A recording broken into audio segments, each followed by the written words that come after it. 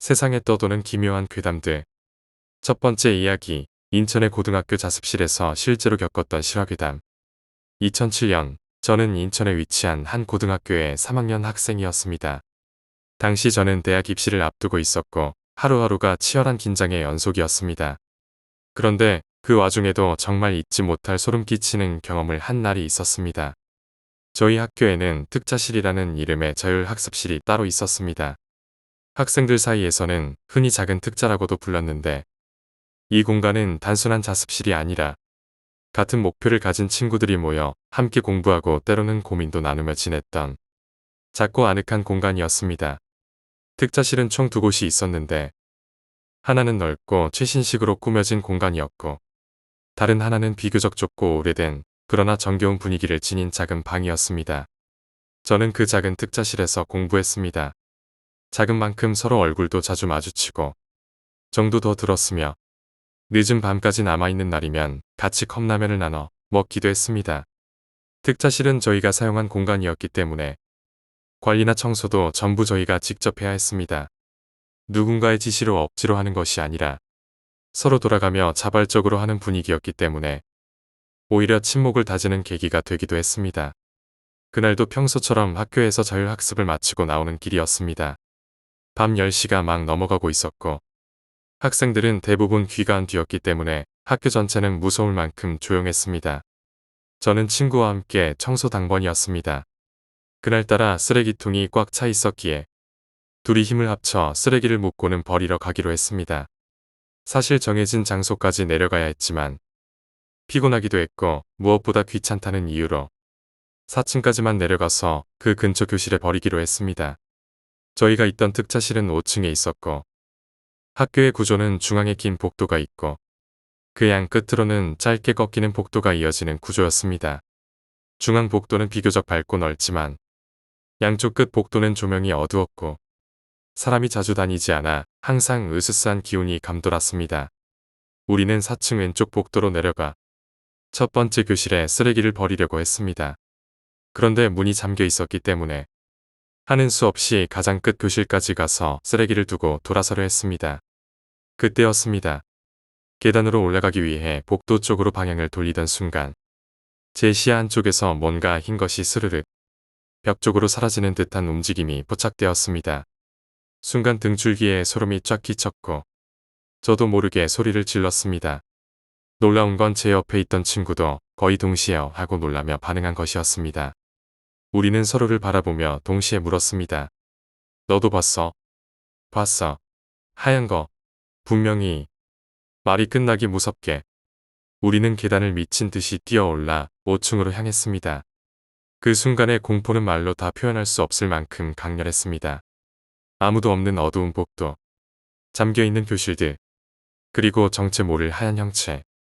위층에 올라오자마자 우리는 특차실에 있던 친구들에게 거침없이 말했습니다. 하지만 친구들은 웃음에 대꾸했습니다. 구라치지 마. 그런 게 어딨어. 우리는 진지한 표정으로 계속 설명했습니다. 흰 형체가 정확히 어디서 어디로 사라졌는지, 벽 속으로 들어가는 모습이 얼마나 선명했는지, 특히 그 형체의 뒤꿈치가 벽 속으로 사라지는 찰나를 두 눈으로 똑똑히 봤다고 말했습니다. 친구도 저와 똑같은 묘사를 했습니다. 그 형체는 사람처럼 보였으며 형광빛처럼 희미하게 빛났고 무언가 종이장처럼 얇은 느낌도 들었습니다.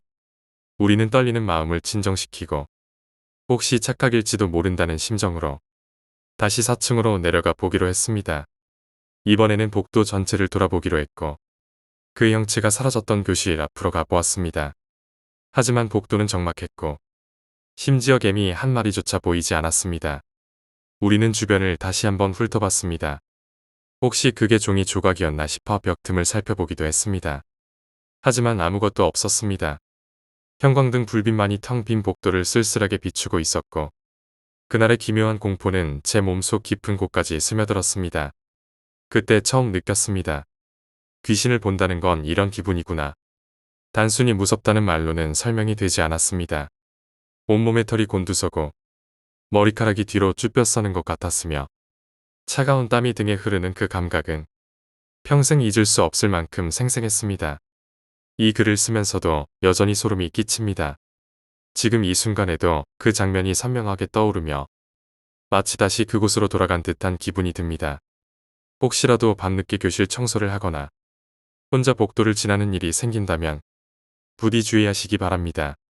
그날의 경험 이후 저는 그 복도 끝 교실을 혼자 지나갈 수 없게 되었습니다. 다시는 보고 싶지 않은 장면이기도 했고 또 한편으로는 진짜로 귀신이라는 존재가 있다는 것을 인생에서 처음으로 체감한 날이기도 했습니다. 2007년 인천의 모 고등학교 5층 특차실. 그곳은 제게 평생 지워지지 않을 공포의 공간으로 남았습니다. 두 번째 이야기, 붉은 지붕. 오랫동안 알고 지낸 친구가 있었습니다. 중학교 시절부터 이어진 인연이었고 고등학교, 심지어 대학을 다니면서도 우린 꾸준히 연락을 이어갔습니다. 하지만 이상하게도 나는 그 친구의 집에 한 번도 가본 적이 없었습니다. 몇 번이고 초대를 받았지만 항상 약속이 어긋나거나 내가 사정이 생기는 바람에 기회가 없었습니다. 그러던 어느 날 전주에 일이 있어 갔다가 친구와 만나기로 한 김에 겸사겸사 친구 집에 들르기로 했습니다. 그냥 버스 종점에서 내려 거기서 큰 길 따라 조금만 올라오면 빨간 지붕 보일 거야. 거기가 우리 집이야. 친구는 그렇게 위치를 대강 설명해 주었습니다. 구체적인 번지수나 건물 번호도 없이 그저 빨간 지붕이라는 특징 하나에 의지해야 했습니다. 사실 나는 그 설명만으로 집을 찾을 수 있을지 조금 불안했습니다. 하지만 친구를 오래 알아왔던 터라 왠지 모르게 그래도 되겠지 싶은 안심이 들었습니다. 말대로 종점에서 내려 큰 길을 따라 오르기 시작했습니다. 오른쪽으로는 오래된 주택들이 줄지어 있었고 왼쪽은 소규모의 나무숲이 드문드문 이어져 있었습니다. 그리고 얼마 가지 않아 눈에 띄는 집 한 채가 있었습니다. 그 집은 유난히 붉은 기와 지붕이 인상적인 오래된 목조 가옥이었습니다. 담벼락은 낮았고 대문도 반쯤 열려 있었습니다. 무엇보다 놀라웠던 건 거실과 방이 훤히 들여다보이는 큰 창문이 그대로 노출돼 있었던 점이었습니다. 나는 그 집이 친구가 말한 곳이라고 직감했습니다. 저기구나 하고 속으로 중얼이며 담장을 따라 다가섰습니다. 집 안은 조용했고 사람의 인기척이 전혀 느껴지지 않았습니다. 하지만 내부는 믿기 힘들 정도로 깔끔하게 정돈되어 있었습니다.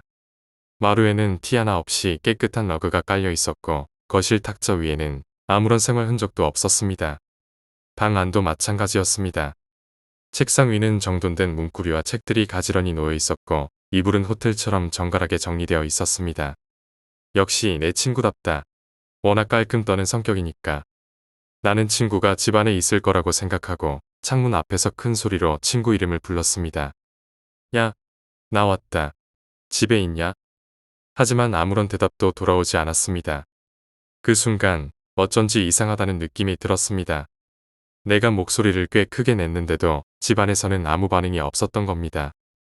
혹시 방 안에 있으면서 일부러 장난치는 건 아닐까 그런 생각이 스쳐 지나갔습니다. 그래서 창문에 얼굴을 바짝 대고 안을 다시 들여다보았습니다. 그러다 방 한쪽 벽면에 걸려있는 커다란 거울 하나를 발견했습니다. 그 거울은 거의 사람 키만 한 크기였고 오래된 듯한 나무 프레임이 둘러져 있었습니다. 나는 무심코 그 거울을 쳐다보았습니다. 그리고 바로 그때였습니다. 거울 속에 낯선 형상이 비쳤습니다. 하얀 원피스를 입은 여자가 목을 맨 채로 허공에 떠 있는 모습이었습니다. 그 모습은 거울 밖에는 존재하지 않았습니다. 실제로는 아무것도 매달려 있지 않았는데 거울 속에만 그녀가 보였습니다. 처음엔 착시인가 싶었습니다. 하지만 거울을 다시 들여다보았을 때 그 여자의 시선이 나를 향해 돌아오는 것을 보았습니다. 그녀와 눈이 마주친 순간 식은땀이 등줄기를 타고 흘러내렸습니다. 그 자리에서 비명을 지를 뻔했지만 목이 막혀 소리가 나오지 않았고 나는 숨도 제대로 쉬지 못한 채 엉겁결에 몸을 돌려 도망치기 시작했습니다. 마치 뒤에서 누가 쫓아오는 듯한 느낌에 발이 떨어지지도 않았지만 정신없이 골목을 빠져나왔습니다. 몇 분을 그렇게 뛰었는지도 모릅니다. 다리가 후들거릴 때쯤 우연히 길모퉁이에서 친구와 마주쳤습니다. 친구는 내가 흙먼지를 잔뜩 뒤집어 쓴 채 달려오는 모습을 보고 놀란 얼굴로 물었습니다. 야, 너 왜 그래? 무슨 일 있었어? 숨을 고르기도 전에 나는 아까 겪은 일을 그대로 털어놓았습니다. 그 집에서 봤던 하얀 원피스 여자, 거울 속에 목 매달린 모습, 그리고 그 눈빛까지. 친구는 나의 이야기를 듣고도 쉽게 믿지 않았습니다. 야, 농담하지 마. 여기 그런 집 없거든. 나 집에 있지도 않았어. 나는 고개를 세차게 저으며 친구를 끌고 그 집으로 다시 향했습니다. 정신이 혼미한 와중에도 그 위치는 정확히 기억하고 있었습니다. 우리는 얼마 지나지 않아 그 붉은 지붕의 집 앞에 도착했습니다. 그런데 믿기 힘든 광경이 눈앞에 펼쳐졌습니다.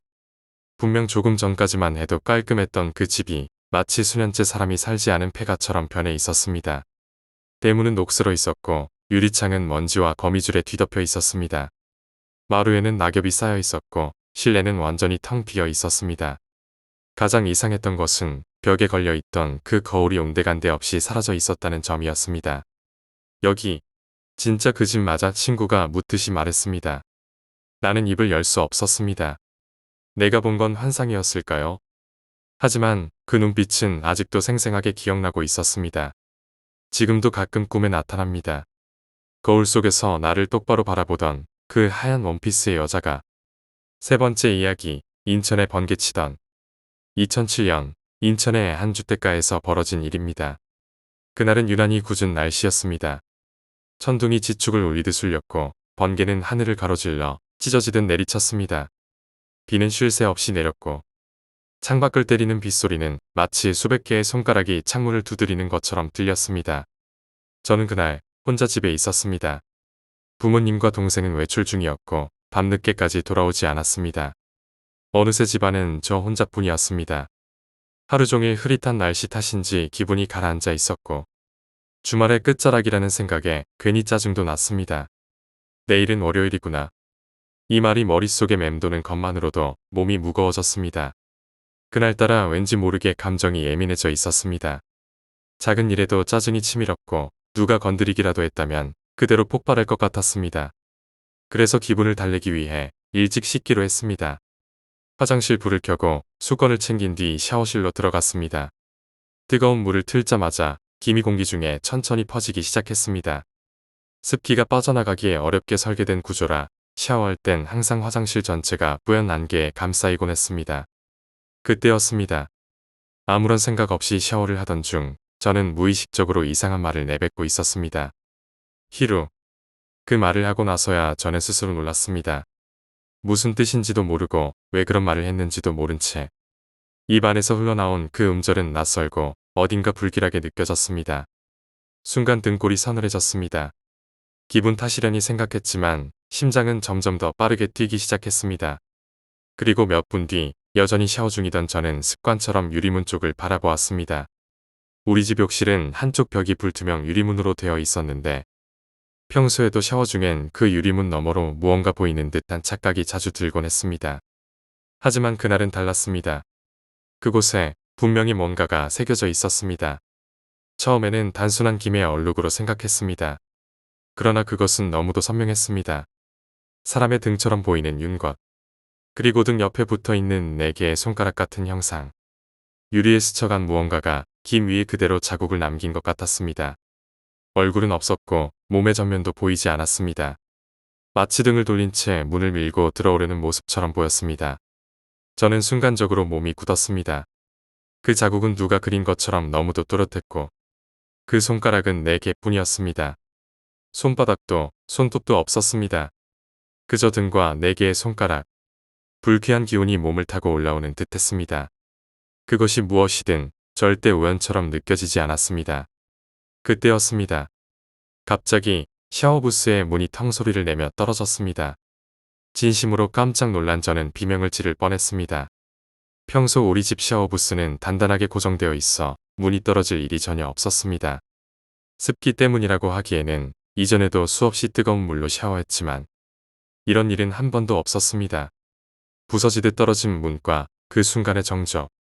그 공포는 말로 표현하기 어려웠습니다. 불빛 아래 샤워부스의 유리문은 땅에 반쯤 기울어져 있었고 그 뒤편으로 여전히 김이 가득 낀 욕실 한가운데 저는 서 있었습니다. 그리고 또 하나. 몸을 닫고 나가려는 찰나. 등 뒤에서 누군가가 지켜보고 있는 듯한 느낌이 들었습니다. 그 불쾌한 기운은 분명했습니다. 누군가가 나를 노려보고 있다는 느낌. 숨을 죽인 채 문틈에서 나를 바라보는 시선 같은 것. 더는 참을 수 없었습니다. 저는 재빨리 수건을 몸에 감고 화장실을 나왔습니다.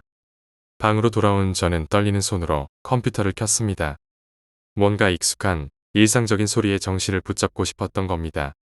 그러나 컴퓨터를 켜고 엔터키를 눌렀을 때 스피커에서는 듣도 보도 못한 이상한 노래가 흘러나왔습니다. 가사는 없었고 리듬은 단조로우며 어딘가 기괴했습니다. 마치 낡은 오르골이 삐걱대며 연주하는 듯한 그 소리에 제 손끝은 차갑게 얼어붙었습니다. 설정이 잘못됐나? 이런 음악이 왜 자동 재생되지? 억지로 자신을 진정시키며 컴퓨터를 끄고 침대에 누웠습니다. 그리고 얼마 지나지 않아 저는 가위에 눌렸습니다. 숨은 쉬어지지 않았고 눈도 뜨지지 않았습니다. 몸은 무거운 돌덩이처럼 눌린 상태였고 귀에서는 누군가 속삭이는 듯한 기분 나쁜 소리가 들려왔습니다. 히, 으, 그 말, 샤워할 때 제가 내뱉었던 그 소리였습니다. 그것이 다시 들려온 겁니다. 이번엔 확실히 제 귀 옆에서 속삭이듯 들렸습니다. 머릿속은 혼란스러웠고 심장은 미친 듯이 뛰었습니다. 이대로 죽는 게 아닐까 하는 생각까지 들었습니다. 그리고 그 순간 가위는 풀렸습니다. 숨을 몰아쉬며 일어나 앉은 저는 방 안이 조용하다는 사실에 더 소름이 끼쳤습니다.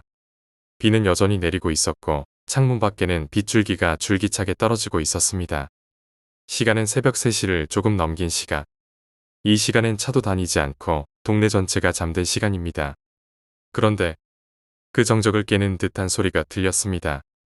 창문 앞으로 한 대의 차가 빠르게 지나갔습니다. 비를 가르며 그 검은 그림자는 너무도 비현실적으로 보였습니다.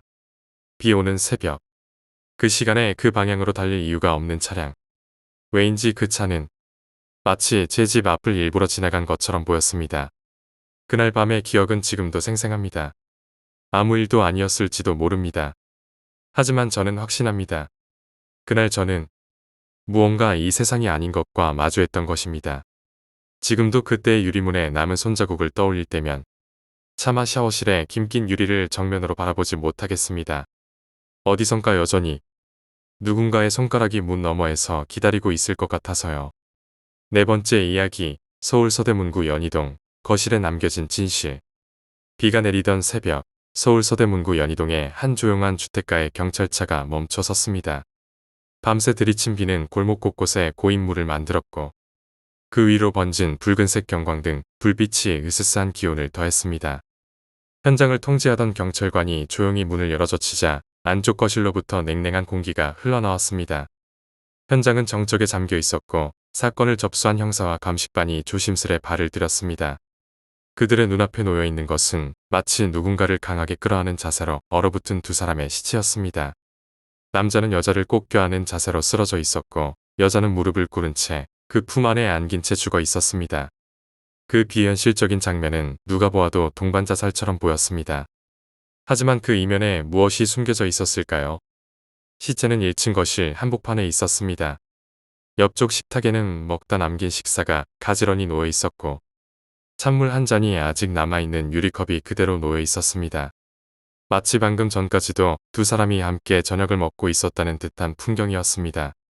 콧수염이 두툼한 중년 형사는 현장을 가만히 둘러보다가 옆에서 무릎을 꿇고 시체를 살피던 갈색 장발의 사내에게 말을 건넸습니다.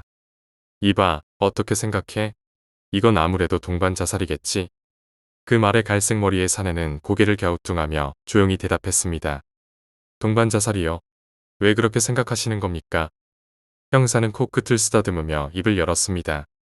조사 결과 이 두 사람 꽤나 심한 빚에 시달리고 있었다고 하더군. 카드 대금, 대출 이자, 체납금까지.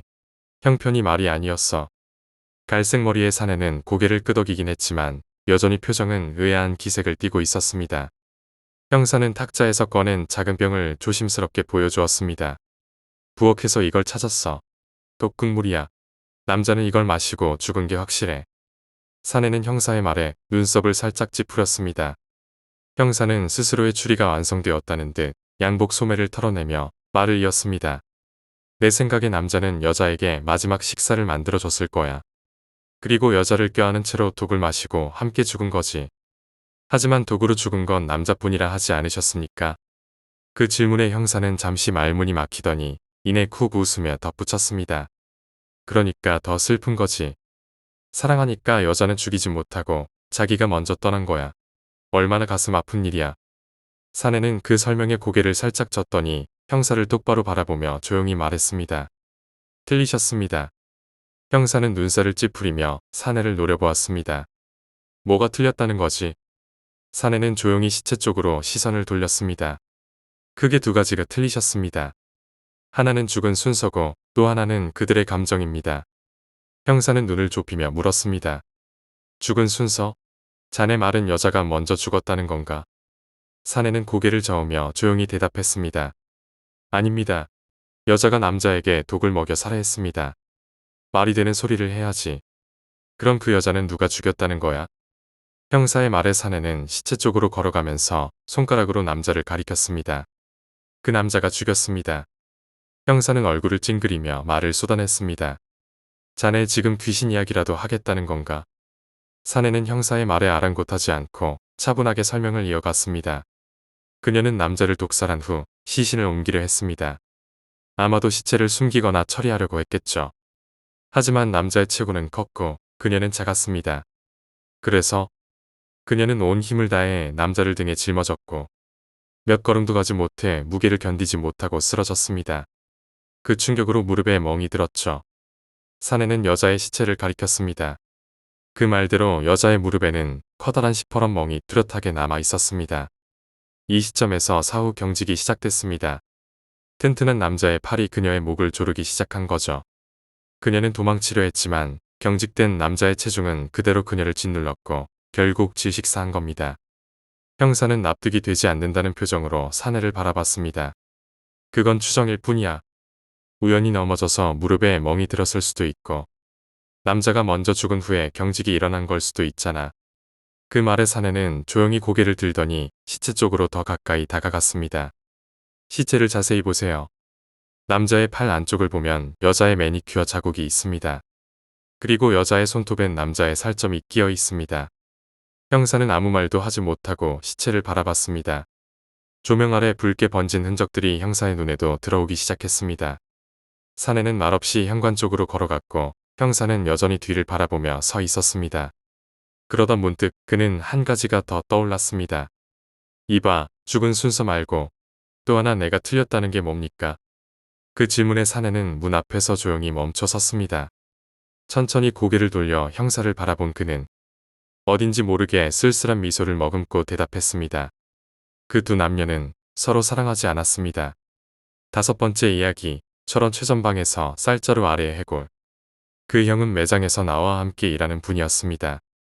말수가 적고 항상 묵직한 분위기를 풍기던 사람이었는데 어느 날 저녁, 일이 끝난 후 식당에 앉아 늦은 저녁을 먹던 도중 그 형이 불쑥 이야기를 꺼냈습니다.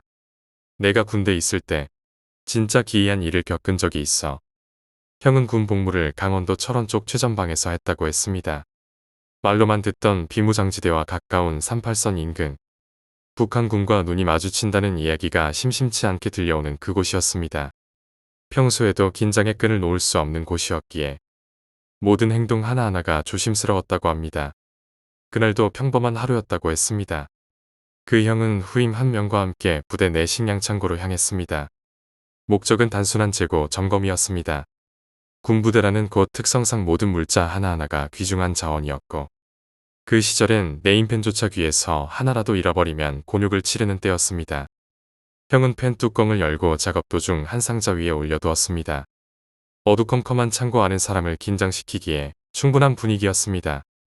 점검을 마친 후 펜 뚜껑을 챙기려는데 어디에도 그 뚜껑이 없었습니다. 형과 후임은 손전등을 들고 구석구석을 샅샅이 뒤졌습니다. 상자 및 선반 뒤 심지어 먼지가 가득한 천장 구석까지 뒤졌지만 뚜껑은 온데간데 없었습니다. 결국 둘은 포기하고 밖으로 나왔습니다. 그날은 그렇게 마무리됐습니다. 그냥 어딘가 굴러들어가 보이지 않았던 것일 거라며 말이죠. 시간이 흘러 몇 달 뒤 그 식량창고는 노후화로 인해 철거가 결정됐습니다. 건물도 낡았고 내부 구조도 비효율적이라 더는 사용할 수 없게 된 겁니다. 포크레인이 투입되어 창고를 조금씩 철거해 나가던 중 갑자기 한 작업자가 소리쳤습니다. 저거 뭐야? 하얀 거 굴러온다. 굴러내려온 것은 사람의 두개골이었습니다. 작업장에 있던 모든 이들이 경악했고 현장은 즉시 통제됐습니다. 군 헌병과 관련 기관들이 출동했고 현장에서 나온 뼈들을 수습하여 정밀 검사를 진행했습니다. 그 결과는 소름 끼치는 것이었습니다. 그 뼈는 단순한 동물뼈가 아니었습니다. 수십 년 전 신원이 확인되지 않은 한 사람의 유해였습니다. 정황상 누군가가 죽은 사람의 시신을 쌀자루 속에 숨겨 창고 깊숙이 쌓아두었던 것으로 보였습니다. 그날 이후 부대에서는 무당을 불러 큰 굿을 열었다고 합니다. 부대원 모두에게 비밀로 했지만 그 형은 당시 직접 공사 인력으로 참여했기에 모든 과정을 지켜봤습니다. 그리고 형이 마지막에 털어놓은 말은 이런 것이었습니다. 그 해골이 나온 그 자리에 내가 잃어버린 펜 뚜껑이 놓여 있었어. 그 순간 형은 등골이 얼어붙었다고 했습니다. 몇 달 전 아무리 찾아도 보이지 않던 펜 뚜껑이 해골이 나온 자리에 정확히 놓여 있었다는 그 사실 하나만으로도 당시의 경험은 단순한 실수나 우연으로 치부할 수 없었습니다. 형이 털어놓은 이야기는 하나로 끝나지 않았습니다. 그날 이후 조용히 담배를 한 모금 피우며 형은 또 다른 이야기를 들려주었습니다. 밤에 보초를 서다 보면 정말 이건 뭐라 설명할 수 없는 것들을 보게 돼. 그날도 평범한 근무 중이었습니다. 적외선 망원경을 들고 허허벌판을 살피며 경계를 서고 있었던 형은 문득 산기슭 쪽에 이상한 움직임을 포착했습니다. 사람이었습니다. 정확히 말하면 사람의 형체처럼 보이는 무언가가 산자락 위에서 두 팔을 쭉 들고 천천히 흔들며 내려오고 있었습니다. 형은 즉시 암구호를 외쳤습니다. 담배. 적도 아군도 구분하기 위해 설정된 그날의 암호였습니다. 그러나 대답이 없었습니다. 형은 다시 한번 외쳤습니다. 담배. 여전히 대답이 없었습니다. 그 형체는 느릿하게 흔들며 그대로 언덕 아래로 내려오고 있었습니다. 형은 사격 자세를 취한 채 경고를 반복했지만 그 허허벌판엔 그 어떤 대답도 울리지 않았습니다. 결국 형은 주변 수색을 지시받고 다른 병력과 함께 해당 구역을 철저히 수색했습니다. 하지만 이상하게도 사람의 흔적은커녕 발자국 하나 남지 않았습니다. 그 구역은 민간인은 절대 접근할 수 없는 지역이었고 야생동물도 보기 힘든 위치였습니다. 그날 이후 형은 더 이상 그 일에 대해 말하지 않았습니다. 다만 그날 밤 근무 일지를 작성하며 기록된 미확인 움직임에 스스로 몇 줄을 덧붙였다고 했습니다.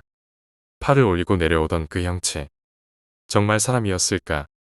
그 형의 마지막 말에선 지나간 일이 아니라 여전히 형의 머릿속에 남아 끈적하게 들러붙어 있는 어떤 감정이 묻어나고 있었습니다. 무서움, 불안, 그리고 아직 끝나지 않은 질문. 그것이 진짜 사람이었는지, 누구였는지는 지금도 아무도 모릅니다. 6번째 이야기, 영어 시간. 그날은 유독 몸이 무거웠습니다. 아침부터 머리가 띵했고 감기 기운인지 몸살처럼 으슬으슬한 기운이 돌았습니다. 급식실에서 밥을 먹고 교실로 돌아와 자리에 앉았을 때는 이미 이마에는 잔땀이 송글송글 맺혀 있었습니다. 시간은 점점 느려졌고 교실 안은 공기마저 답답하게 느껴졌습니다. 그리고 어느덧 소교시, 영어 시간이 시작됐습니다. 선생님은 칠판에 오늘 배울 단어 몇 개를 쓰시며 수업을 시작했지만 솔직히 제 머릿속에는 단 한 글자도 들어오지 않았습니다.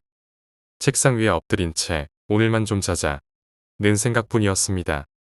가장 뒷자리, 창문과 가까운 자리는 햇살이 어정쩡하게 비쳐서 그늘과 빛의 경계가 모호하게 어지럽혔습니다. 잠이 드는 건 순식간이었습니다. 마치 누가 머리를 꾹 눌러주기라도 한 듯 의식은 사그라들었고 그와 동시에 몸 전체가 이완되는 듯한 묘한 기분이 들었습니다. 그렇게 몇 분이 흘렀을까요? 갑자기 주변이 소란스러워졌습니다. 옆자리 친구가 장난치는 소리인지 누군가 웃는 소리인지 교실 전체가 마치 쉬는 시간처럼 부산해졌습니다. 쉬는 시간이구나. 그렇게 생각하며 몸을 일으키려던 그때였습니다. 책상 옆에서 인기척이 느껴졌습니다.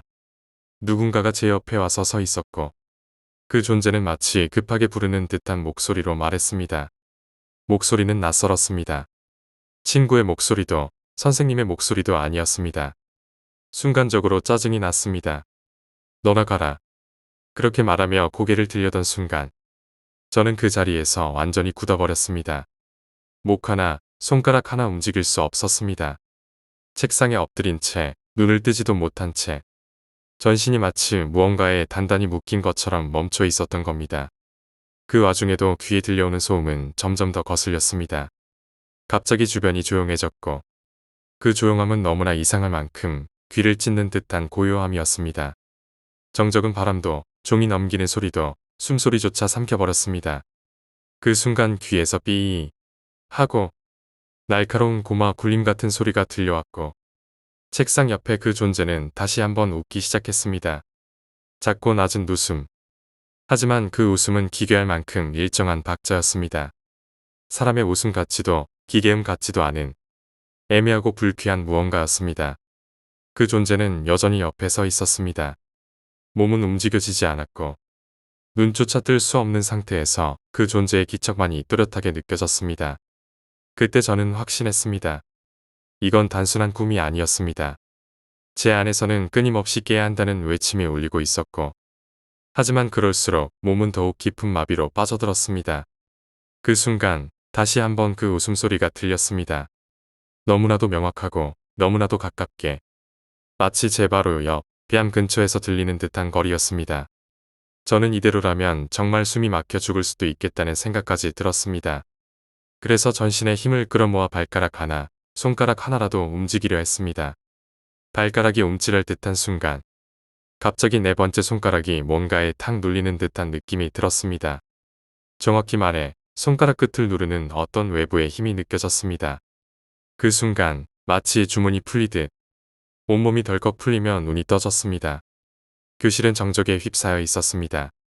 주변을 둘러보니 모두가 고개를 숙인 채 책에 집중하고 있었습니다. 그 기괴한 웃음소리도 그 존재도 아무것도 없었습니다. 왼쪽 옆자리 친구가 조용히 책장을 넘기며 줄을 따라가고 있었고 선생님은 여전히 칠판 앞에서 설명을 하고 계셨습니다. 방금 전에 그 고요한 지옥은 그저 제 안에만 존재했던 것처럼 사라져 있었습니다. 하지만 분명히 저는 정신을 잃었다가 깬 것이었습니다. 쉬는 시간이라고 생각했지만 그 시간은 여전히 영어 수업 중이었던 것입니다. 그 공허함과 어이없음 그리고 소름 끼치는 체험의 여운이 한꺼번에 밀려왔고 저는 멍하니 창밖만 바라보다가 그냥 다시 조용히 고개를 숙였습니다. 그리고 다시 잠이 들었습니다. 웃기지만 그때는 다시 그 현상을 마주할 수도 있다는 공포보다 지금의 현실이 더 받아들이기 어려웠던 것 같습니다. 7번째 이야기, 전북정읍, 모기장 너머의 얼굴. 우리 집은 여름만 되면 정말이지 모기가 엄청나게 들끓는 집이었습니다. 마당 한편에는 장독대가 있었고 그 옆엔 작은 연못처럼 고인 빗물이 늘 고여 있었습니다. 날이 더워지면 그 물 위로 모기가 우글우글 날아다녔고 문을 닫아도 창문을 닫아도 녀석들은 끈질기게 방 안까지 침입해왔습니다. 방충망도 제 역할을 못할 정도였고 전자 모기향을 피워둔 녀석들의 개수에는 역부족이었습니다. 하루에도 몇 번씩 팔 다리를 긁어야 했고 밤마다 윙윙거리는 소리에 잠에서 깨는 건 일상이었습니다. 그러다 결국 엄마가 큰 결심을 하셨습니다. 천장에 설치하는 모기장을 사오신 겁니다.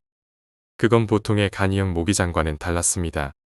천장에 고리를 박아 거는 형식이었고 사방이 커튼처럼 내려오도록 만들어져 있었습니다. 침대보다 한 뼘쯤 넓게 펼쳐지도록 설치해 주셔서 마치 천막처럼 침대를 감싸주었습니다. 안에서 보면 바깥이 희미하게 보이고 모기들은 절대 들어올 수 없는 구조였습니다. 그날 밤 엄마는 나에게 이젠 모기 걱정하지 말고 푹 자라고 말했습니다. 나는 어릴 때부터 엄마 말이면 무조건 믿는 성격이었기에 정말 안심하고 침대에 누웠습니다. 하얀 모기장 속은 이상하게도 아늑하고 따뜻한 느낌이 들었습니다. 마치 내 공간이 하나 생긴 것처럼 기분이 좋았습니다. 하지만 그날 나는 아주 이상한 경험을 하게 되었습니다. 나는 보통 잠들면 좀처럼 깨지 않는 아이였습니다. 그런데 이상하게도 그날 새벽 눈이 스르르 떠졌습니다. 정확히 몇 시였는지는 기억나지 않지만 방 안은 아직 캄캄했고 창밖에서 벌레 우는 소리가 희미하게 들렸습니다. 몸을 움직이려고 했지만 이상하게도 몸이 전혀 말을 듣지 않았습니다. 팔도 다리도 심지어 고개조차 돌아가지 않았습니다. 마치 돌덩이가 된 듯한 느낌이었습니다. 나는 어릴 때라 바위 눌림이라는 말을 알지 못했습니다. 그래서 그 상황이 얼마나 비정상적인지조차 인식하지 못한 채 그저 당황스러움만 느끼고 있었습니다. 그보다 더 이상했던 건 이불이 어느샌가 내 몸에서 완전히 벗겨져 있다는 사실이었습니다. 나는 자는 동안 항상 이불을 머리까지 덮고 자는 아이였습니다. 그런데 눈을 떴을 때 이불은 침대 아래로 축 늘어져 있었고 내 몸 위에는 아무것도 덮여 있지 않았습니다. 몸이 움직이지 않으니 이불을 끌어당길 수도 없었고 나는 그 상태로 천장을 바라보며 멍하니 누워 있었습니다. 그러다 눈길을 왼쪽으로 조금 돌렸을 때 나는 그것을 보았습니다. 모기장 바깥 침대 옆 바닥에서 누군가가 나를 올려다보고 있었습니다. 정확히 말하자면 무릎을 꿇고 상체를 앞으로 숙인 채 나를 올려다보는 이상한 자세였습니다. 마치 책상 밑에 들어간 아이가 위를 쳐다보는 자세와 비슷했지만 훨씬 더 기괴한 느낌이었습니다. 처음에는 잘 보이지 않았습니다. 빛이 거의 없었고 내 눈도 아직 잠기운에 제대로 떠지지 않은 상태였기 때문입니다. 나는 순간적으로 엄마인 줄 알았습니다. 그래서 힘겹게 입술을 열고 물었습니다. 엄마. 그러자 그 얼굴이 서서히 선명하게 드러났습니다. 나는 그 순간 평생 잊을 수 없는 끔찍한 얼굴을 마주하게 되었습니다. 피부는 거의 다 벗겨져 있었습니다. 살점은 썩은 듯한 색깔이었고 붉은색과 보라색, 초록색이 뒤섞여 흐물거렸습니다. 눈은 충혈되어 있었고 완전히 뒤집혀 흰자위만 보였습니다. 입은 벌어져 있었고 썩은 이가 드러난 채로 바르르 떨렸습니다. 머리카락은 군데군데 빠져 있었고 이마 위에 축축하게 엉겨붙어 있었습니다. 그 얼굴은 나를 보더니 천천히, 아주 천천히 웃었습니다. 입꼬리가 귀까지 찢어질 듯 올라갔고 잇몸이 다 드러날 정도로 미소를 지었습니다. 나는 숨을 쉴 수 없었습니다. 비명조차 지르지 못했고 눈물만 흘렀습니다.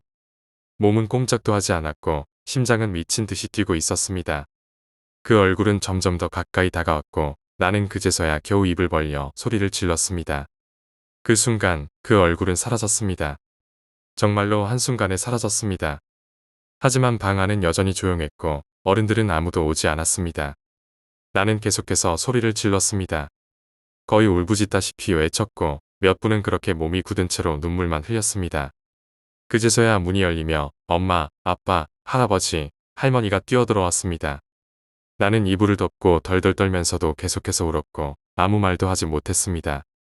할머니는 내 얼굴을 보시더니 무언가에 씌었다고 말하셨습니다. 그날 밤 할머니는 성수를 들고 방 안에 뿌리셨고 창문을 활짝 열며 소금도 사방에 놓으셨습니다. 불도 켜두었고 그날 이후로 나는 혼자 자는 일이 없었습니다. 그 이상한 얼굴, 모기장 바깥에서 웃던 그 얼굴은 지금도 잊을 수 없습니다. 그건 엄마도 사람이기도 꿈도 아니었습니다. 그건 정말로 거기 있었습니다. 8번째 이야기, 충북 중리에서 사라진 여자. 영숙이는 태어날 때부터 체질이 약했습니다. 바람만 조금 세게 불어도 감기에 걸렸고 몸에 열이 쉽게 올랐으며 배탈이나 피부병 같은 잔병치레가 잦았습니다. 초등학교에 들어가서도 사정은 달라지지 않았습니다. 아침 조례만 하면 갑자기 머리를 감싸고 주저앉거나 교장 선생님의 말씀이 길어지면 이내 바닥에 털썩 쓰러졌습니다. 그부들은 그런 영숙이를 놀리기도 했지만 대부분은 걱정스러운 시선으로 그녀를 바라보곤 했습니다. 하지만 그보다 더 문제였던 건 따로 있었습니다. 영숙이는 어린 시절부터 자주 꿈을 꿨고 그 꿈 속에는 거의 매번 같은 장면이 반복됐습니다. 침대에 누워 있다 보면 방문 앞에 한 여자가 서 있었습니다. 그 여자는 한 발짝도 움직이지 않았지만 언제나 고개를 약간 숙인 채 영숙이를 뚫어져라 바라보고 있었습니다. 눈빛은 어두웠고 머리는 어깨를 덮을 만큼 길었습니다. 표정은 분명하지 않았지만 그 존재에서 풍기는 기운은 섬뜩했습니다. 처음 그 꿈을 꾸었을 땐 영숙이가 겨우 5살. 유치원에 다니기 시작했을 무렵이었습니다. 어느 날 아침 꿈에서 깬 영숙이는 밥을 먹다 말고 엄마에게 말했습니다. 엄마, 어떤 여자가 계속 나를 쳐다봐. 처음엔 엄마도 대수롭지 않게 넘기려 했습니다. 아이들이 무서운 꿈을 꾼다거나 이상한 상상을 한다는 건 흔한 일이니까요. 하지만 문제는 그 꿈이 며칠 간격으로 반복되기 시작하면서부터였습니다. 특히 무서운 건 그 여자가 가만히 서 있기만 하던 때와 달리 어느 날부터는 이불 끝을 들춰보려 한다는 영숙이의 말이었습니다. 엄마, 오늘은 그 여자가 이불을 들치려고 했어. 그 말을 들은 순간 엄마는 밥 숟가락을 놓고 손을 떨었습니다. 장난이라고 넘기기엔 너무 구체적이었고 딸의 얼굴은 거짓을 꾸며낼 수 없는 두려움으로 가득 차 있었습니다. 그때부터 엄마와 아빠는 전국에서 용하다는 점쟁이는 모두 찾아다녔습니다. 서울 강남의 유명한 무속인, 대구의 천리안을 가졌다는 중년 여성, 심지어 제주도까지 다녀오기도 했습니다. 하지만 돌아오는 말은 늘 같았습니다. 아이가 기가 약해서 그래요. 조상의 업이 아이에게 전달된 걸 수도 있어요. 이 부적을 베개 밑에 두세요. 영숙이의 부모는 100만 원이 넘는 부적도 사봤고, 목에 차는 부적, 벽에 붙이는 부적, 음식에 타서 먹이라는 가루까지 시도했습니다. 그러나 어떤 방법도 효과가 없었습니다. 여자는 여전히 꿈에 나왔고, 방문 앞에서 묵묵히 영숙이를 바라보았습니다. 결국 부모도 영숙이 자신도 그 존재에 익숙해질 수밖에 없었습니다. 마치 평생 함께 살아야 할 그림자처럼 그것은 그녀의 일상에 스며들었습니다. 그리고 시간이 흘러 영숙이는 고등학교에 입학했습니다. 이전보다 몸은 조금 나아졌지만 오후 수업만 지나면 피로가 몰려오고 눈 아래엔 언제나 짙은 그늘이 드리워졌습니다. 그나마 그녀를 위로해주는 건 오랫동안 원했던 휴대폰을 드디어 갖게 되었다는 사실이었습니다. 그녀는 처음 휴대폰을 손에 쥐고 너무 기뻐했습니다. 반 친구들의 번호를 저장하고 배경화면을 바꾸고 자신만의 벨소리를 설정하며 그 작은 전자기기를 세상에서 가장 귀한 보물처럼 다뤘습니다. 그날 밤 야간 자율학습을 마친 영숙이는 기분 좋게 집으로 돌아왔습니다. 저녁밥을 먹고 숙제를 마치고 휴대폰을 침대 옆에 두고 누웠습니다. 그리고 어김없이 그 느낌이 왔습니다. 몸이 무거워졌고 눈꺼풀은 열려 있었지만 움직일 수 없었습니다. 천천히 시선을 돌리자 역시나 방문 앞에 그 여자가 서 있었습니다. 빛이 거의 없는 어둠 속에서도 그 존재는 또렷하게 느껴졌습니다. 그녀는 여전히 한 발짝도 움직이지 않은 채 영숙이를 바라보고 있었습니다. 겁에 질린 영숙이는 본능적으로 이불을 뒤집어 썼습니다. 그 아래서 숨소리를 죽이며 손을 더듬어 머리맡에 휴대폰을 찾았습니다. 꿈이었지만 꿈속의 모든 것은 현실처럼 선명했습니다. 그녀는 문자를 썼습니다. 엄마, 또 여자 나왔어. 그리고 전송 버튼을 누르자 믿기 힘든 일이 벌어졌습니다.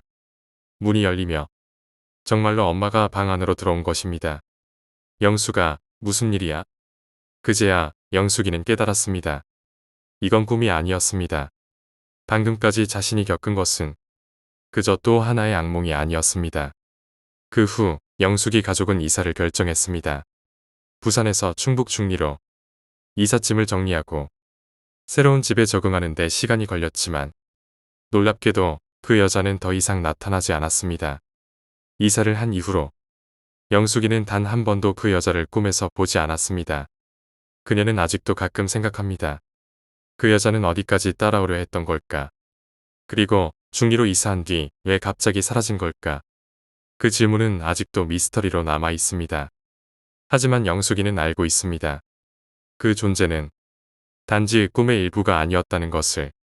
그리고 언젠가 어딘가에서 다시 그 눈을 마주하게 될지도 모른다는 것을. 9번째 이야기, 피로 묻은 명예. K고등학교 1학년 10반. 입학한 지 한 달이 조금 넘은 4월 말. 아직은 책상에 누구 자리라는 소유, 개념이 완전히 자리 잡지 않았고 애매한 관계 속에서 아이들은 눈치를 주고받으며 무리를 형성하던 시기였습니다. 아직 어른도 아이도 아닌 채로 서열을 정하고 그 안에서 편한 얼굴을 찾아 친구가 되는 과정. 그 복잡하고도 단순한 세계의 한가운데에 나도 있었습니다. 나는 적응이 느린 편이었습니다. 고등학교 생활이란 게 생각보다 고단했고 그 중에서도 가장 힘들었던 건 매일 아침 8시까지 학교에 도착해야 하는 생활 습관이었습니다. 그래서 쉬는 시간마다 조는 게 습관처럼 굳어졌습니다. 그날도 마찬가지였습니다.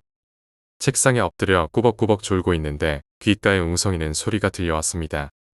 제2고등학교에서 떨어진 애 얘기 들었냐? 일주일 전에 죽은 거. 응, 근데 어제 또 하나 뛰어내렸대. 그 학교 옥상은 뭐 다리라도 되는 줄 아나 봐. 2명이나 죽었는데 잠금 안 해놨겠냐? 잠갔지. 근데 그 전에 이미 죽은 거라잖아. 진짜 성적 스트레스 장난 아니라니까. 제2고등학교. 익숙한 이름이었습니다. 내가 중3 겨울 고등학교 입시를 치렀던 학교였죠. 엄청나게 삭막했던 그날의 기억이 떠올랐습니다. 콘크리트 냄새가 진하게 퍼지던 복도. 교무실 앞에서 얼어붙은 채 시험 대기하던 아이들. 그곳은 정말 감옥 같았고 그 분위기 때문에 나는 진학을 포기하고 지금의 학교에 왔던 겁니다. 그 아이들이 나누는 이야기는 흥미로웠지만 졸린 눈꺼풀을 들어올릴 만큼 충격적이지는 않았습니다. 성적 스트레스? 모를 리 없죠. 하지만 나에겐 지금 당장 다가오는 낮잠이 더 중요했습니다. 그들의 죽음보다 말이죠. 그런데 그 사건이 단순한 흥미거리가 아니라 곧 나의 현실이 되리라는 것은 그 순간엔 상상조차 못했습니다. 2007년 8월 본격적인 여름 무더위가 시작되던 날이었습니다. 선풍기 소리는 지쳐 있었고 교실 공기는 눅눅했습니다. 두벌 검사라는 이름 아래 반강제로 머리를 잘린 날. 애들은 서로의 머리를 보며 키득거리기 바빴습니다. 야 오타쿠 야 너 머리 왜 이렇게 생겼냐. 그아하. 진짜 왕기두다 왕기두.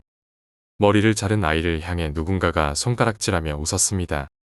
장난인지 아의인지 모호한 말투였지만 상대방을 깎아내리는 웃음은 확실했습니다. 귀두라고 불린 아이는 어이없다는 듯 머리를 쓸어 올리며 웃으며 말했습니다. 야, 이게 요즘 유행하는 스타일이거든. 베니마루 컷이라고 만화 안 봤냐? 아마 그 대사는 자신을 방어하기 위한 유머였을 겁니다. 하지만 그 장면을 지켜보던 나는 불편했습니다. 평소 언행이 좋지 못한 몇몇 아이들. 학생부를 두려워하지도 않고 규칙은 웃음거리쯤으로만 여기는 놈들. 그중 하나가 갑자기 귀들어 불린 아이의 뒤통수를 때렸습니다. 예상치 못한 소리에 교실 분위기가 살짝 얼어붙었습니다. 아씨, 뭐야? 맞은 나이가 얼굴을 찡그리며 돌아봤습니다. 가해자는 시치미를 떼며 눈을 부라렸습니다. 뭘 봐? 내가 때렸냐? 증거 있냐고? 주변은 조용했고 모두 애써 외면하는 분위기였습니다. 그 상황은 나에겐 매우 불쾌했습니다. 나는 태권도장을 운영하는 삼촌 밑에서 자란 덕에 정의감이라는 말을 달고 살았고 최소한 약한 자를 때리는 짓은 용납 못했습니다. 게다가 나도 그날 두발검사에 걸려 머리를 잘랐던 탓에 기분이 썩 좋지 않았습니다. 작은 불씨였습니다. 하지만 그 불씨는 이내 내 안에서 무섭게 자라났습니다. 그리고 나는 결정했습니다. 놈을 처리하기로. 처리란 곧 맞대결이었습니다. 삼촌에게 배운 기술이 있었고 단순히 싸움이라면 지지 않을 자신이 있었기 때문입니다. 보충 수업이 끝나고 급식 시간이 되었습니다. 대부분의 아이들이 식당으로 향했지만 나는 책상에 앉은 채 움직이지 않았습니다. 안 가냐? 친구들이 물었지만 나는 고개를 저었습니다. 오늘은 그냥 쉬고 싶어 좀 체한 것 같아. 그들은 별말 없이 교실을 나섰고 곧 교실은 나 혼자만 남게 되었습니다. 계획을 실행할 시간. 놈은 언제나 식사 전 옥상에서 담배를 피웠습니다. 늘 세 개피 정도 피운 뒤 아무렇지 않게 내려와 새치기하며 식사를 하곤 했습니다. 나는 조용히 자리에서 일어나 옥상으로 향했습니다. 문을 열자 놈은 화들짝 놀라 뒤를 돌아봤습니다. 하지만 내가 선생님이 아닌 걸 확인하자 다시 본래의 표정을 지었습니다. 시발, 놀랐잖아. 너 때문에 담배 떨어뜨렸잖아, 이 새끼야. 그 말에 뭔가 툭 끊기는 느낌이 들었습니다. 몸이 저절로 반응했습니다. 머리로 생각할 겨를도 없이 주먹이 먼저 날아갔고 발이 허공을 가르며 휘둘러졌습니다. 놈도 반격했지만 나는 물러서지 않았습니다. 태권도는 단지 호신술이 아니었습니다. 그날만큼은 나를 위해 존재하는 무기였습니다. 놈이 고꾸라지며 비틀거릴 즈음 마지막 돌려차기가 놈의 턱을 강타했고 그는 그대로 쓰러졌습니다. 여기까지. 이제 끝이다. 내 계획은 거기까지였습니다. 하지만 운명이란 것이란 건 계획대로 움직이지 않았습니다. 놈은 넘어지며 옥상 모서리에 머리를 부딪혔고 피가 쏟아져 나왔습니다. 선명한 빨간색. 생각보다 따뜻해 보였습니다. 영화에서나 보던 장면이었습니다. 그 순간 내 안의 감정은 복잡하게 얽혔습니다. 죄책감? 아니었습니다. 두려움도 아니었습니다. 그저 어리둥절함, 현실감 없는 충격. 그리고 한참 뒤 종이 울렸습니다. 그제야 정신이 들었고 나는 내가 무언가 돌이킬 수 없는 짓을 했다는 걸 깨달았습니다. 옥상 위엔 핏자국이 남았습니다. 놈은 아직 숨이 붙어 있는 듯 보였습니다. 가슴이 미세하게 들썩였고 입가장자리에 거품 같은 피가 맺혀 있었습니다. 내가 정말 죽인 걸까? 아니, 아직은 죽지 않았을지도 모른다. 그렇다면 지금이라도 도와야 하는 게 아닐까? 하지만 그 생각은 잠시였습니다. 놈이 죽든 살든 이 상태로 두면 분명히 나는 처벌을 받게 될 겁니다. 이걸 자살로 위장하면 그 생각이 머리를 스쳤고 나는 옥상 난간 앞으로 조심히 놈을 끌고 갔습니다. 놈의 팔을 들고 질질 끌며 난간 가까이로 다가섰을 때 몸에서는 진한 땀이 흐르기 시작했습니다. 정신이 또렷하지 않았습니다. 그 순간의 기억은 지금도 흐릿합니다. 단지 내 옷을 벗어 옥상 출입구에 숨겼던 것, 그리고 놈을 난간 너머로 머리부터 밀어 떨어뜨렸다는 것만이 선명합니다. 굉음도 아니고 비명도 아니었습니다. 살이 땅에 부딪히는 무겁고 습한 소리. 그 소리는 내 머릿속에 각인되었습니다. 나는 옥상 난간에서 뒷걸음질 쳤습니다. 거기엔 여전히 피가 흐르고 있었고 나는 아무 말도 없이 그 자리에 멍하니 서 있었습니다. 40분쯤 지났을까? 정신이 돌아온 건 저녁 자율학습을 알리는 종이 울릴 때쯤이었습니다. 순간 나는 깨달았습니다. 누군가는 반드시 놈을 찾으러 옥상에 올라올 거라는 사실을. 그 시간에 놈이 옥상에 있다는 걸 아는 아이는 나뿐이 아니었기 때문입니다. 혹시라도 누군가가 핏자국을 발견하면 의심은 어디로 향할까? 정신없이 머리를 굴리던 나는 교실로 돌아가는 대신 교장실 앞으로 향했습니다. 그때 내 마음은 공포와 자책, 그리고 이상한 안도감이 뒤섞여 있었습니다. 교장실 문을 열자 교장 선생님이 조용히 나를 바라봤습니다.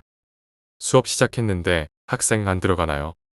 그 한마디에 내 다리는 풀렸고 나는 그 자리에 주저앉고 싶을 정도로 힘이 빠졌습니다. 그리고 숨을 삼킨 채 입을 열었습니다. 선생님, 제가 친구를, 아니, 한 아이를 죽였습니다. 교장은 말없이 내 얼굴을 바라보다가 의외로 차분한 목소리로 말했습니다. 결국 우리 학교에서도 그런 사건이. 그 말이 내 귓가에서 반복되었습니다. 우리 학교도? 내가 알기로는 교내에 살인사건은 없었는데. 선생님, 무슨 말씀이신지. 나는 떨리는 목소리로 물었습니다. 교장은 한숨을 길게 내쉬며 창가로 걸어갔습니다. 학생은 아직 잘 모르겠지만 요즘 학교라는 곳은 학생의 죽음보다 학교의 명예를 먼저 생각합니다. 명예? 내가 방금 사람을 죽였다고 고백했는데 명예라니? 내 표정이 당황스러웠는지 교장은 말을 이어갔습니다. 제2고등학교에서 떨어진 아이들 이야기 들었지요. 나는 고개를 끄덕였습니다. 일주일 전에 한 명, 어제 또 한 명. 그 둘, 자살 아니었습니다. 교장은 조용히 말했습니다. 첫 번째 아이는 모범생이었어요. 그런데 교내 불량 학생 하나가 그 아이를 눈엣 가시처럼 여겼던 모양이죠. 결국 화장실에서 걸레자루로 구타했어요. 의식을 잃었고 선생은 고민 끝에 그 아이를 옥상에서 떨어뜨렸습니다. 뭐라고요? 나는 말을 잇지 못했습니다. 그 학교는 명문학교가 되기 위해서 불명예스러운 사건 하나에도 민감하게 반응합니다. 살인사건이 발생했다는 소문이 퍼지는 순간 그 학교의 입시는 무너집니다. 그래서 선생들은 선택했어요. 아이의 죽음을 성적 스트레스로 인한 자살로 포장하는 걸. 그럼 두 번째 아이는요? 교장은 고개를 저었습니다. 그건 더 복잡했죠. 첫 번째 희생자의 절친한 친구였어요. 자퇴 위기까지 몰릴 만큼 감정이 격했죠. 결국 그는 복수를 선택했어요. 가해 학생을 같은 방식으로 화장실에 유인했고 똑같이 걸레자루로 때려 죽였죠. 그리고 교장은 창밖을 바라보며 말을 이었습니다. 선생들이 또다시 시체를 옥상에서 떨어뜨렸습니다. 나는 숨이 멎는 듯한 충격을 받았습니다. 살인이 또 다른 살인을 낳고 어른들이 그것을 감추며 살아간다는 현실.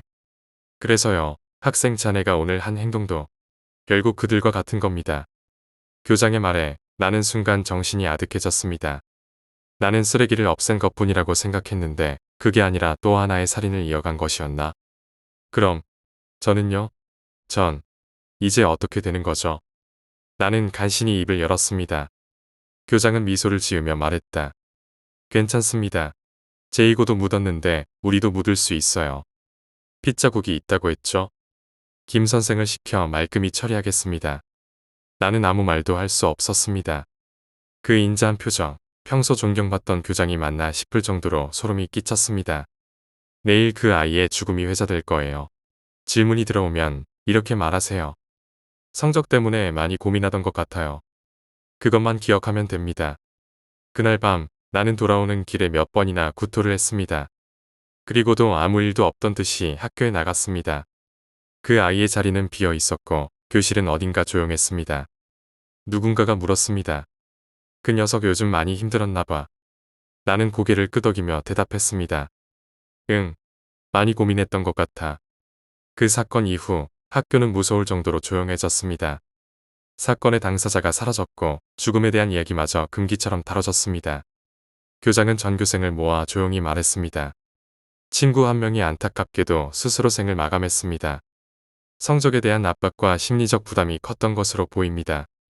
우리 모두 서로를 좀 더 이해하고 배려하는 마음을 가지도록 합시다. 선생님들은 아이들의 반응을 유심히 살폈고 복도엔 CCTV가 추가로 설치되었습니다. 하지만 누구도 나를 의심하진 않았습니다. 아무도 내가 범인일 거라고는 상상하지 못했던 모양이었습니다. 그 애는 평소에도 친구가 많지 않았고 불량한 언행으로 문제를 자주 일으켰습니다. 그를 두고 그럴 줄 알았다는 식의 반응을 보이는 아이들도 있었습니다. 그때부터 나는 스스로를 속이기 시작했습니다. 그래, 그는 나쁜 놈이었어. 언젠가는 누군가에게 죽었을 거야. 나는 단지 그걸 조금 앞당겼을 뿐이야. 하지만 속마음은 달랐습니다. 그날 이후 나는 매일 밤마다 그 피의 냄새가 떠올랐습니다. 뒤통수에 부딪히는 소리, 옥상 아래로 사라져가던 붉은 머리카락. 지금도 눈을 감으면 그 장면이 선명하게 떠오릅니다. 며칠이 지나 나를 찾아온 선생님이 있었습니다. 김 선생이었습니다. 그날 핏자국을 지웠다는 교장의 말이 떠올랐고 나는 긴장했습니다. 그는 다정한 말투로 나에게 말했습니다. 요즘 어떤 힘든 일은 없고? 나는 고개를 저었습니다. 그 친구, 평소에 좀 그랬지? 그의 눈빛은 이상했습니다. 모두 알고 있다는 듯 다만 확인만 하려는 눈빛이었습니다. 나는 그저 웃으며 대답했습니다. 네, 많이 힘들었나 봐요. 성적도 안 좋았고. 김 선생은 조용히 나를 바라보다가 고개를 끄덕였습니다. 그랬구나. 다 지나간 일이니까. 이제 괜찮을 거야. 그 말을 끝으로 그는 내 어깨를 한번 두드리고 떠났습니다. 그 순간 나는 깨달았습니다. 이 학교는 진실을 보지 않기로 결정한 곳이라는 것을. 피해자도 가해자도 진실도 모두 묻어버리는 것이 곧 명예라는 이름으로 포장된다는 것. 9월이 되자 교실 분위기는 다시 평소처럼 돌아갔습니다. 누구도 더 이상 그 죽음에 대해 이야기하지 않았습니다. 그의 자리는 빠르게 다른 아이의 이름으로 채워졌고 마치 존재하지 않았던 사람처럼 사라졌습니다. 나는 매일 책상 앞에 앉아 공부를 했고 아무 일도 없었던 듯이 생활을 이어갔습니다. 단 한 번도 경찰이 학교에 출입하는 일은 없었습니다. 교장은 여전히 존경받는 인물이었고 김 선생은 다정하고 인간적인 선생으로 기억되었습니다. 그런데 그 학교는 그렇게 피로 조용해졌습니다. 아무 일도 없었던 것처럼. 그리고 몇 년 뒤 나는 졸업을 했습니다. 대학교에 진학했고 고등학교 시절은 마치의 흑백 사진처럼 기억 저편으로 밀려나 있었습니다. 하지만 어느 날 우연히 들른 커뮤니티에서 익숙한 이름을 보게 되었습니다.